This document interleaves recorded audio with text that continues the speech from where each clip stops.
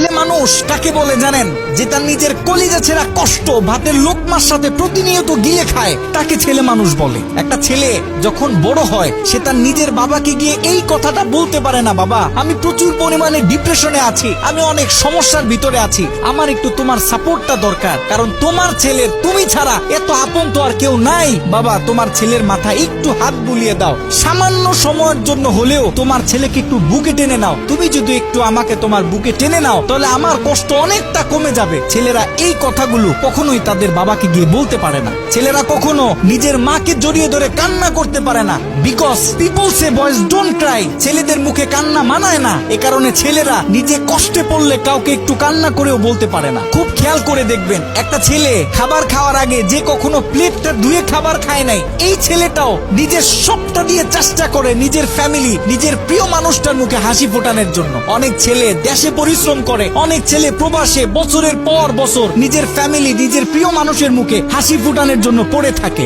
দিন শেষে ছেলেদের মুখে হাসি ফোটানোর মতো কাউকে পাওয়া যায় না। আমি মনে করি boys are the best actor in the world. এই পৃথিবীতে ছেলেরা হচ্ছে সব থেকে বড় অভিনেতা, কারণ ছেলেরা নিজেদের বুকে হাজারো লক্ষ কষ্ট পুঁতে রেখেও মুখে হাসি নিয়ে চলে, কারণ সে জানে আজকে আমি যদি ভেঙে পড়ি তাহলে আমার পুরো ফ্যামিলিটা অস্তিত্বহীন হয়ে যাবে।